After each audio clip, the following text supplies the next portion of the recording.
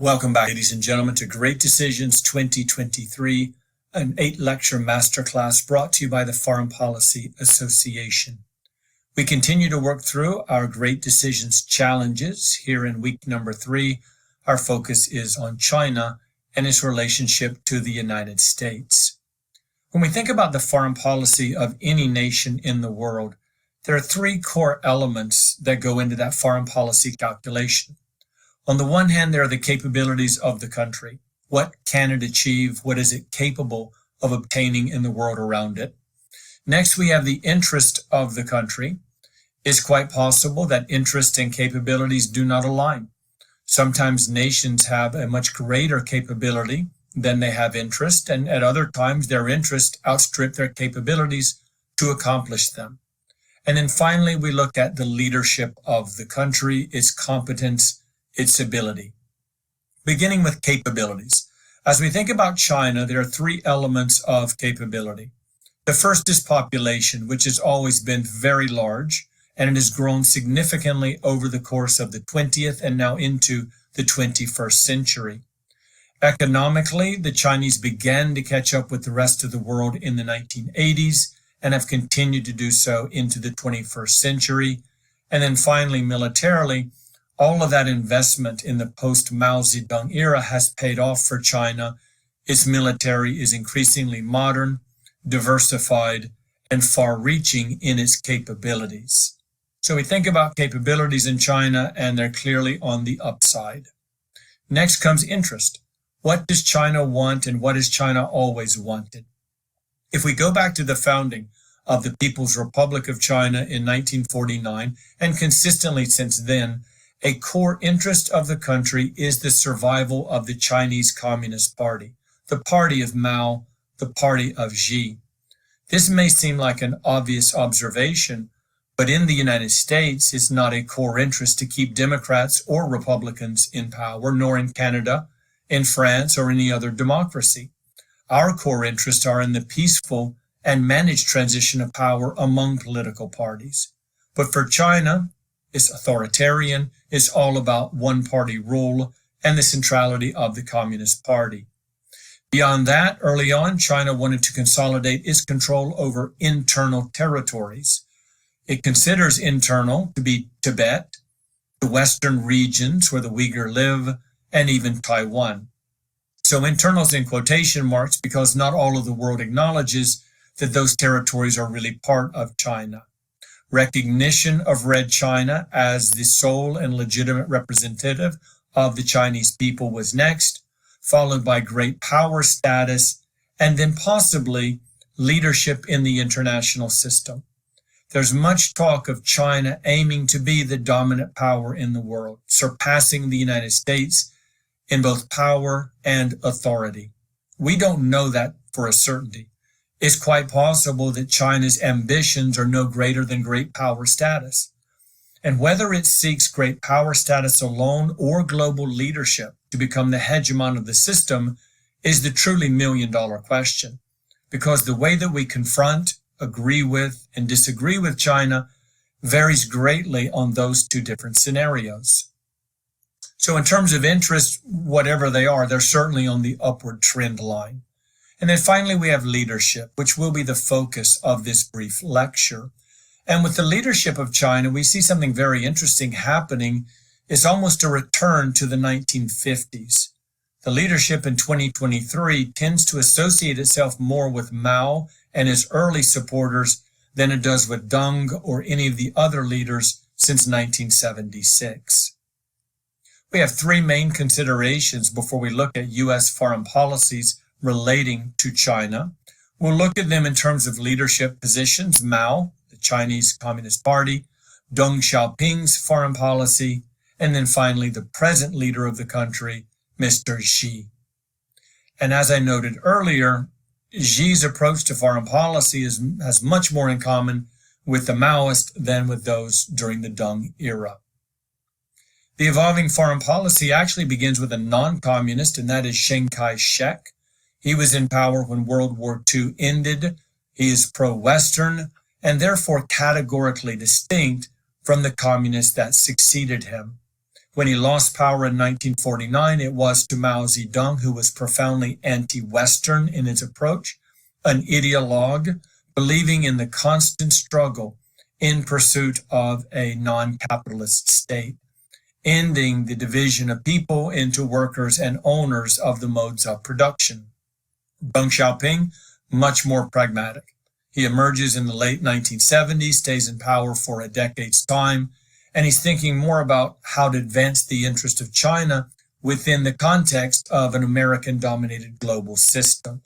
And therefore, Deng was more willing to cooperate with the United States and its Western allies.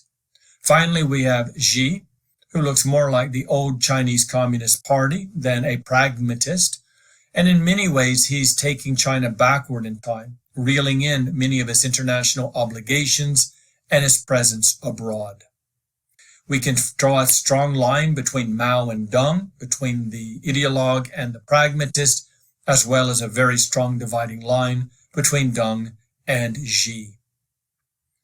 The final element of foreign policy, in addition to capabilities, interest, and leadership, is the external element. Because nation states don't operate in a vacuum, they're conducting foreign policy within the context of an ever-changing geostrategic arena. If you have the winds at your back, it does make life a lot easier. Fewer things are resisting you. There are fewer obstacles to overcome, and that is categorically distinct from facing crosswinds, where what you're doing is somewhat at odds with the preference of the international system. And then finally, we have the confrontational model, where a nation state is pursuing policy in one direction, which is completely opposed by either larger, more powerful nations or a collection of other nations in the system. Putting them all together, we have the global currents, leadership, interest, and capabilities. It is within that box that foreign policy is constructed. Leadership in China will be the focus of this lecture. China is such a complex nation and its relationship with the world is so multifaceted, we could easily spend all 8 Great Decisions lectures looking at a different aspect of China and its foreign policy. Today we focus on leadership, and we begin with Mao Zedong. Mao came to power as a revolutionary. While Chiang Kai-shek and the other Chinese were fighting the Japanese in their occupation of China in the 1940s, Mao was walking the land, meeting people, preaching the good word of his ideology, which is called Maoism, and assembling an army so that when the Second World War ended, he was ready for war for the leadership of China. It is a battle that he won.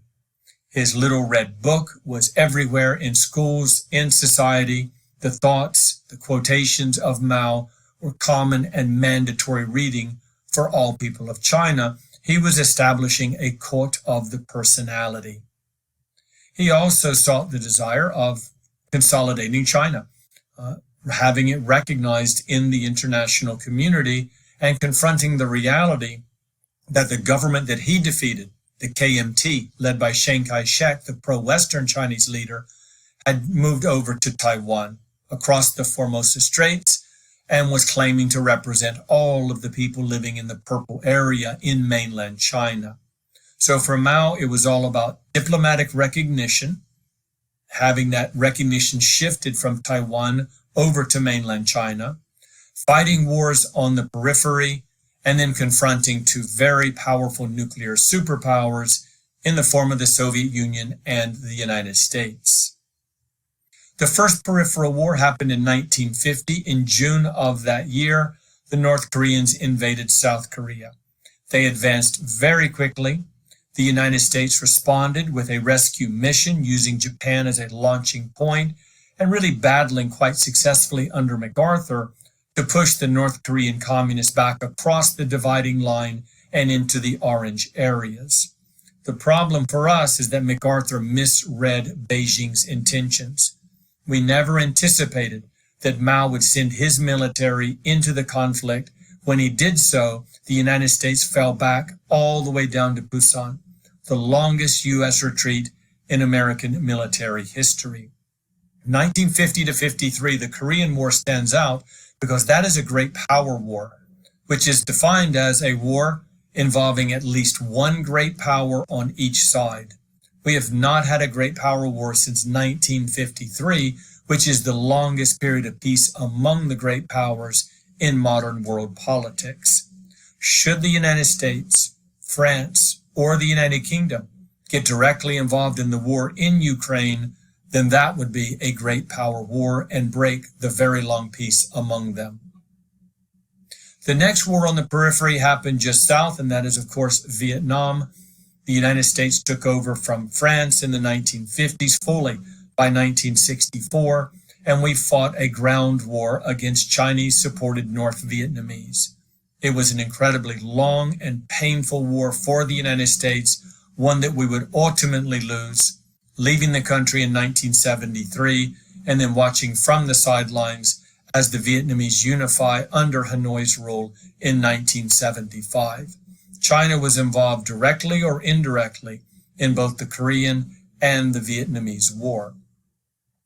In 1971, the United Nations General Assembly took up the question of recognition. Up until this point, the United States and its allies had rallied enough countries in the world to support Taiwan as the legitimate voice of the Chinese people.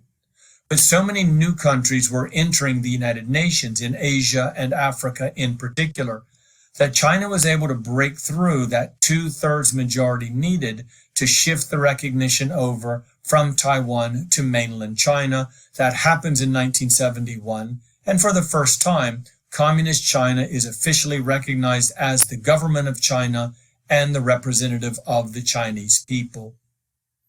China confronted those two superpowers, the US and the Soviet Union. And while we never did battle directly with one another, the Cold War was an intense military struggle between the two polar opposite sides. China had to make choices. As clearly the weakest of the three, it could not confront either one of them, so it had to pick sides. It did so initially by joining the Soviet Union in the 1940s, 50s, and 1960s. The communist ideology bound them together, but in reality, this was a geostrategic calculation by Beijing. And over time, as the interests and capabilities of China changed, and of course the world around it did as well, China began to gravitate away from the Soviet Union, to the point that the Soviets were openly thinking about perhaps bombing China's nuclear capabilities. The two did not bind themselves by ideology any longer. They began to separate based upon geostrategic calculations. By the end of Mao's rule, China had positioned itself equally between the Americans and the Russians in an effort to escape the shadow of Moscow and also to create its own profile, its own presence in global politics. This was reflected in the famous meeting between Mr. Nixon and Mao in the early 1970s. The thought of an American president visiting China, Red China, Communist China, the same country that killed Americans in Korea and Vietnam, was unthinkable only a year or so after the war in Vietnam was coming to a close. But it happened because Henry Kissinger and Richard Nixon were realists. Conservative foreign policy advocates, they believed that great powers should work together as opposed to one another. The Shanghai Communique reflects the new American position. There is but one China, and Taiwan is part of that China. Unification of the two Chinas should be through peaceful means. This was our signal and commitment to fully recognize mainland China under Mao as the sole and legitimate representative of the country. Throughout his reign, Mao Zedong sought recognition from the world, including the United States. He fought those difficult and expensive wars on the periphery, and he found ways to maneuver in and around the superpower Cold War conflict. He passes in 1976, a major state affair, of course. The torch passes on to Deng Xiaoping, who has a completely different view of China and his place in the world. He envisions a China that is modern, integrated, prosperous, and influential. He was vilified by the Cultural Revolution that was launched in 1966. It lasted until Mao Zedong's death. This was an effort by Mao to purify the country by identifying those Chinese citizens who were not loyal to the Communist Party and the teachings of Mao Zedong. But in many ways, this is a simple clearing out of adversaries, fending off political rivals by targeting them and isolating them. Deng Xiaoping was targeted. He was forced off into a re-indoctrination camp to get his mind right and bring him back fully into the communist fold. Under Deng, China both modernized and pursued a pragmatic foreign policy. Economically, a smashing success. Investments were made on the coastline. Many of the major cities along the coastline were allowed a special economic zone qualification, which meant they could abandon some communist principles and freely trade with the rest of the world. Major investments in the military paid off handsomely. The only area of modernization that was not affected by Deng was political. It remained a one-party country. Only the Communist Party was legitimate, and there could be no challenges at a high political level or by the people to challenge the Communist Party and its policies.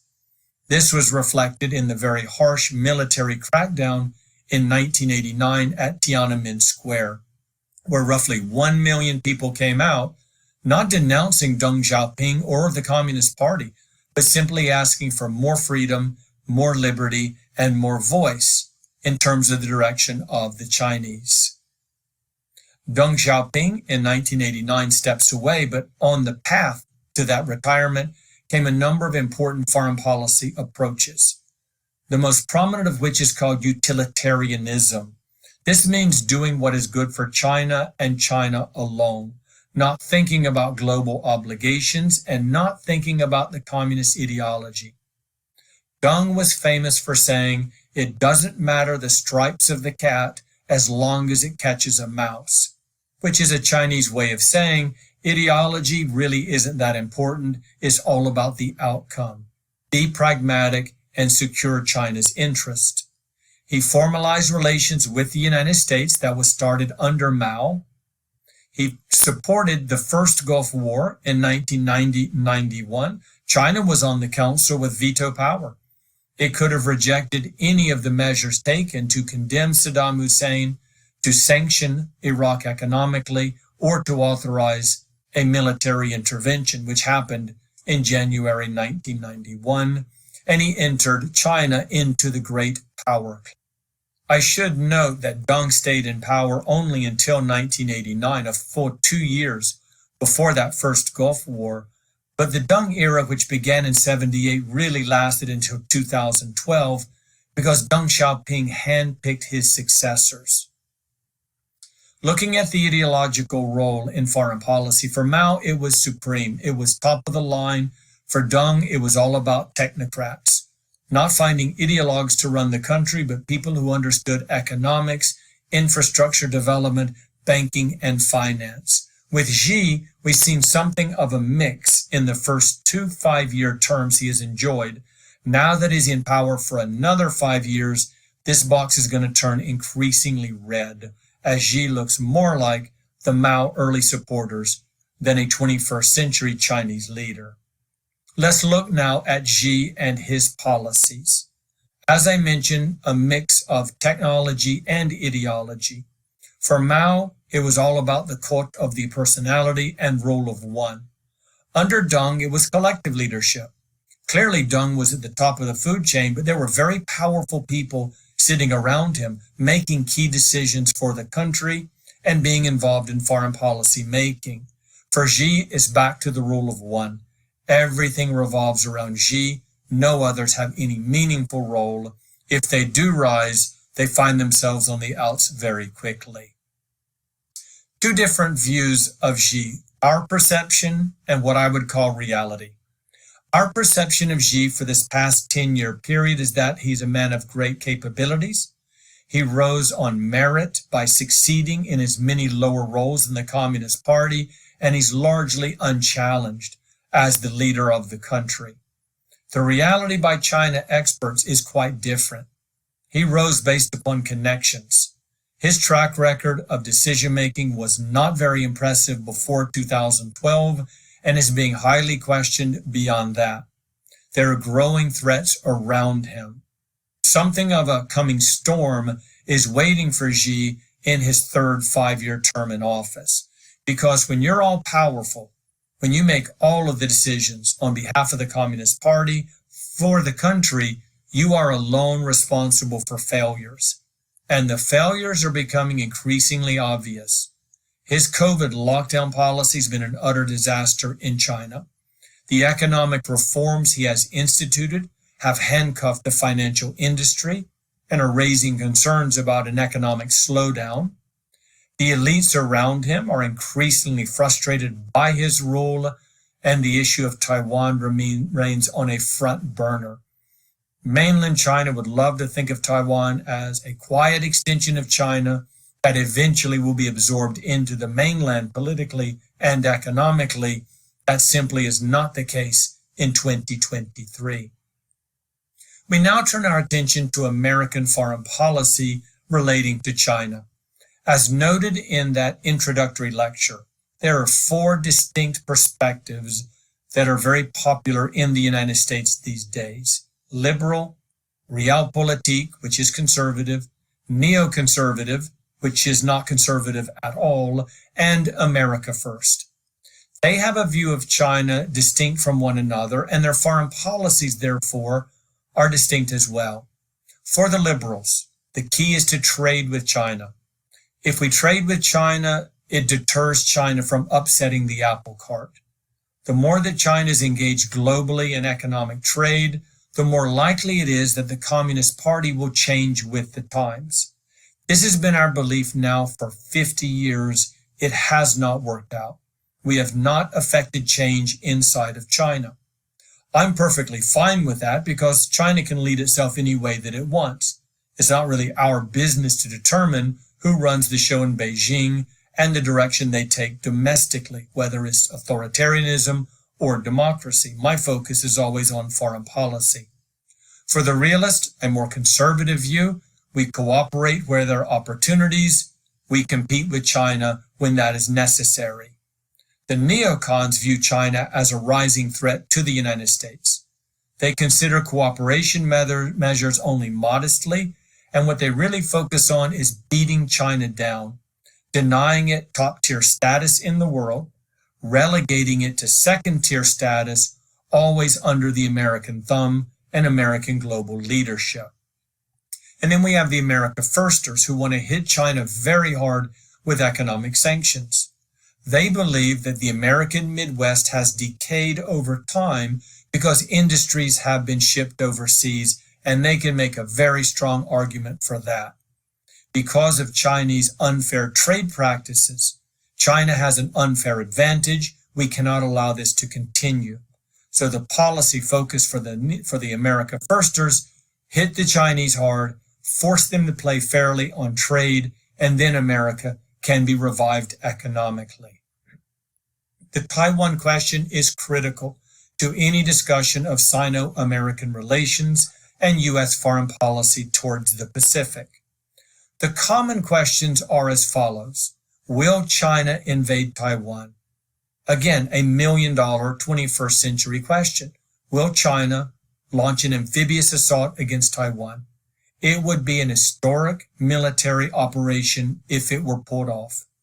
We thought about invading Taiwan in the early 1940s when our island hopping strategy of World War II brought us to the edge of the island. When Mr. Roosevelt was informed that to do so would require an amphibious landing even greater than the one being planned for Normandy, the decision to invade was made. We won't do it. It's simply too difficult of an island to conquer. Not a lot has changed since the early 1940s. Taiwan is heavily defended. It has the most modern equipment on the ground, and an invasion by China would be overwhelmingly expensive. We said the same sorts of things about Ukraine and Russia only a year ago. They'll never invade. The task is too great and the costs are too high. will the U.S. defend Taiwan if China invades it? That commitment was made by Mr. Biden only recently, September of 2022, when asked at a press conference, would the U.S. defend Taiwan? And his answer was yes. This is a clear departure from traditional American foreign policy. And while his aides tried to revise that statement quickly, the cat was out of the bag. The U.S. publicly committed to defending Taiwan militarily should China invade the island. Policy inconsistency has been a hallmark of our policy towards Taiwan now for 50 years. Back in 1972, we made it clear, Taiwan is Chinese. It is not independent. The unification must be peaceful, but this is as much a part of China as, say, Texas is to the United States. That's classic realpolitik. That's Kissinger and Nixon. Today, 50 years later, the U.S. president is committing to the defense of Taiwan should it be invaded. This reflects either a liberal perspective, which is that war is no longer acceptable, or a neoconservative warning that China remains on the rise and is a direct threat to American global leadership. Bridging the two, weapon sales of the 1980s and beyond, official visits by high-ranking American officials, and that phone call that Mr. Trump made, his first international call as president in 2017 to the president of Taiwan. These are all indications that we're moving away from the green box, recognizing Taiwan as part of China, and towards the blue box of defending Taiwan should that be necessary. America First is found in between. Rattling the cage of China by calling the Taiwanese president was a way of signaling that we're going to stand up to you, we're going to defend our interests at home, even if that means extending our policy in the Formosa Strait. The right question to ask, and the one that is almost never aired publicly, will America's forced posture and foreign policy increase or decrease the odds that China invades Taiwan? As I look at the scenario of a Chinese invasion of Taiwan, given the remarkable cost militarily and economically, I focus on one singular issue, and that is whether the U.S. can resist the urge of encouraging a Taiwanese independent declaration. If Taiwan were to declare independence, and there is a major party in Taiwan that runs on this platform every election, if that were to happen, Taiwan were to declare itself independent, the likelihood of a Chinese invasion goes up substantially. So to me, as an old school realist, a conservative, our policy should really be engineered around lowering the temperature of the Formosa Strait, accepting the reality of Taiwan as part of China, and not encouraging the island to pursue independence. In order to best understand the relationship between the U.S. and China geostrategically, we focused on the Pacific Basin. In 1945, the picture was clear. Japan was vanquished, defeated, and occupied. China was a mess after World War II. A 4-year civil war did not help things at all.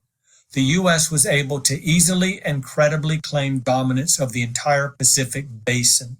This was our sphere of influence. There were no challengers.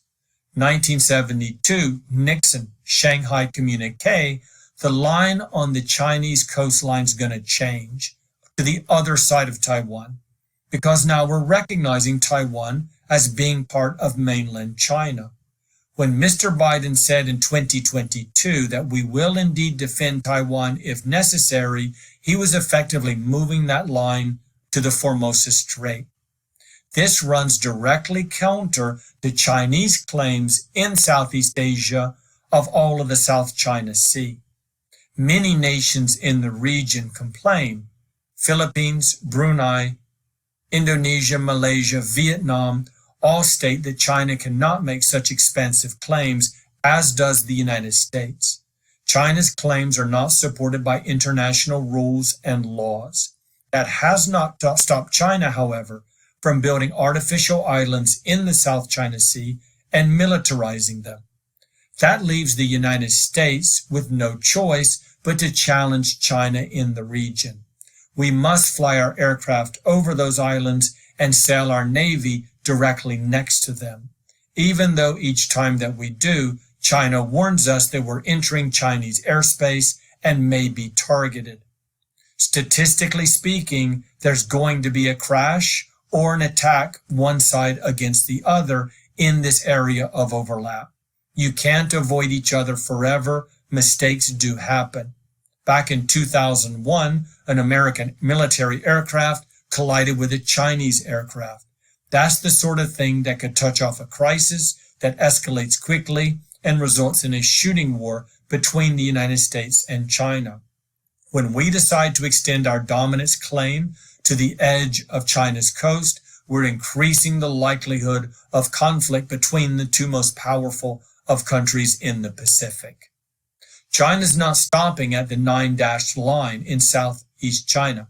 It is also extending its reach into the Pacific by encouraging countries to switch sides, providing them with economic aid and political support if they will align with Beijing in international organizations such as the United Nations. So the battle for the Pacific is clearly on. The question is whether we can maneuver in such a way as to not increase the likelihood of a Chinese invasion of Taiwan on the one hand, or a direct Sino-American military conflict on the other.